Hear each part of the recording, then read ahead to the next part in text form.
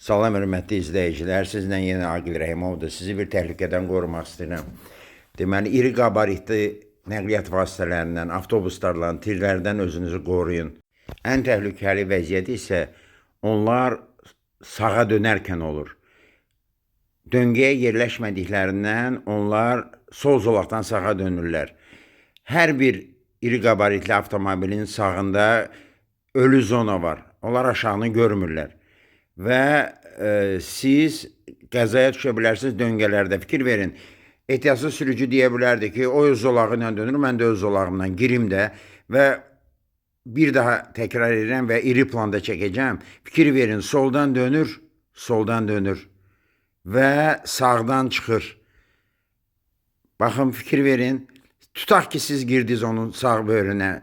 Aşağıda sizi görmədi və fikir verin, baba, bu anda mütləq sizin maşından toqquşma ola bilər.